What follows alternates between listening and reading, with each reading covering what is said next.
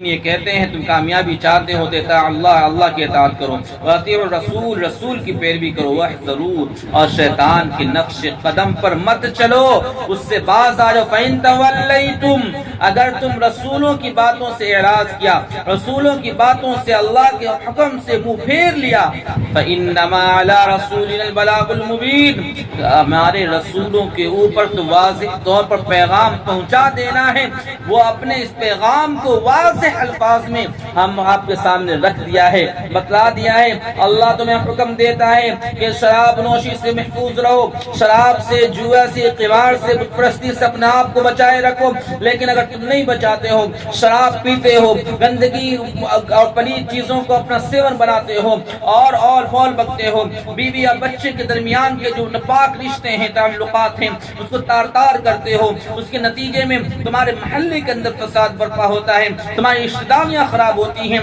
بیوی اور شوہر کے درمیان جدائیگی کی نوبت آ جاتی ہے، اور فول بکتا ہے، یہ تمام چیزیں شراب کے نشے میں ہو رہا ہے۔ اس لیے ہماری گزارش ہے، قرآن کہہ رہا ہے کہ تمہیں ان تمام چیزوں سے بچنی چاہیے۔ اور وہاں کے مسلمان جو تھے، وہاں کے جو لوگ تھے جو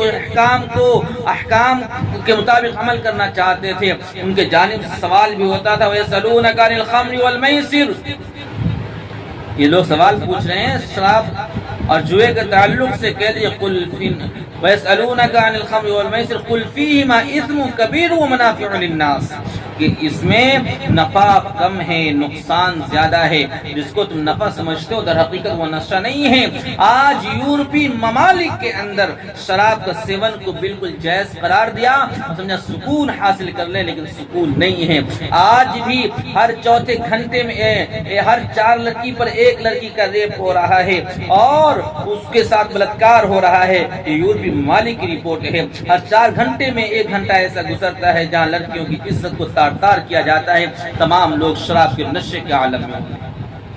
اگر ہمارا شریعت شراب کو حرام کہتا ہے، ان کی برائی اور قباحت کو بیان کرتا ہے، تو یہ ہماری شریعت کا قصور نہیں ہے، بلکہ شریعت کی اچھائی ہے اور بھلائی ہے کہ جن جراثیم سے ہمارا معاشرہ تباہ ہو رہا ہے، ہمارا معاشرہ برباد ہو رہا ہے، ان جراثیم سے اپنے آپ کو، اپنے بچوں کو، اپنے گھرانے کو، اپنے معاشرے کو، اپنے خاندان کو، اپنے گاؤں کو، اپنے ضلع اور اپنے علاقے اور اپنے صوبے کو ان تمام چیزوں سے محفوظ رکھا جائے۔ یہ ذمہ داری ہے، قرآن نے ہمیں تعلیم دی۔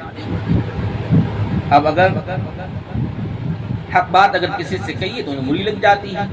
ان کے باپ ان سے جا کر کہیے کہ آپ اپنے بچے کو تمباکو کھانے سے منع کریں، سگریٹ پی رہا ہے، نشے کا عادی بن رہا ہے، آج آپ کے سامنے سگریٹ پی رہا ہے، آج آپ کے سامنے گٹکا کھا رہا ہے، چمن پراس کھا رہا ہے، اور نہ جانے کون کون سی گٹکے کے اندر قسمیں آ گئی ہیں، تمام چیزوں کو استعمال کر رہا ہے، کل جا کر شراب بھی پیے گا، آپ نہیں منع کر پائیں گے۔ تو آج ہمارا یہ جواب ہوتا ہے کہ ہمیں اپنے بچے پر بھروسہ ہے۔ وہی بچہ جب شراب پی کر کل جوتا مارتا ہے تو مولوی کے پاس پہنچتے ہیں اور یہ کہتے ہیں کہ ہمارا بچہ ہماری اطاعت نہیں کرتا، ہماری بات نہیں مانتا۔ آپ اس وقت کس منہ سے مولوی کے پاس جاتے ہیں، اپنے امام کے پاس کس حیثیت سے جاتے ہیں کہ آج ہمارا بچہ ہماری کہنے کو ماننے کو تیار نہیں ہے؟ آپ نے اس کی تربیت صحیح نہیں کی۔ جب اس کے کان امیٹنے کا وقت تھا، اسے تماچے لگانے کا وقت تھا، اسے نصیحت کرنے کا وقت تھا، اسے سمجھانے کا وقت تھا، اس وقت آپ نے اسے آزاد چھوڑ دیا،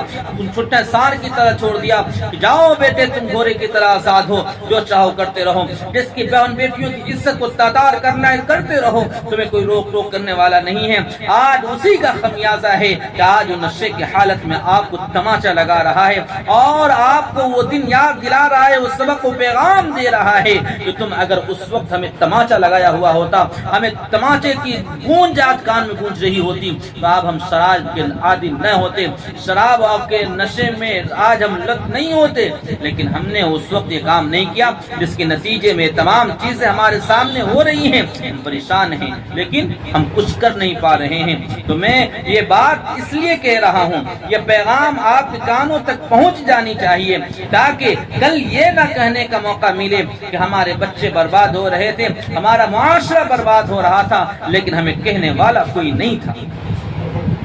اس لیے میرے بھائیوں، میرے بزرگوں، میرے دوستوں، ضرورت اس بات کی ہے کہ اپنے گھر کو دیکھیں، اپنے سماج کو دیکھیں، اپنے بچوں کو دیکھیں۔ جب دیکھیں گے، سوچیں گے، سمجھیں گے کہ ہمارے معاشرے کی بگاڑ کی اصل وجہ کیا ہے، تو آپ کو یقین جانیے، آپ کے سامنے کھل کر یہ بات آئیں گی کہ نشہ جو ہے وہ دھیرے دھیرے جو رفتہ رفتہ ہمارے بچوں کے اندر سرایت کیا ہے، اس کی وجہ سے آج ہمارا معاشرہ برباد ہو رہا ہے۔ اس لیے بری لت سے اگر بچنا ہے تو ہم اپنے بچوں کو چھوٹی چھوٹی چیزوں کے سیون سے، استعمال سے پرہیز کرائیں، روکیں، ٹوکیں، اس پر تنبیہاً اگر ہمارا ضرب کی ضرورت پڑے تو وہ بھی اختیار کریں، تب جا کر ہمارا معاشرہ سدھرے گا، ہمارا گھر سدھرے گا، ہمارا معاشرے کے سماج سدھرے گا۔ دعا کرے اللہ رب العالمین سے کہ اللہ رب العالمین ہم لوگوں کو کہنے سننے سے زیادہ عمل کرنے کی توفیق عطا فرمائے، آمین۔ وما توفیق الا باللہ، والسلام علیکم ورحمۃ اللہ وبرکاتہ۔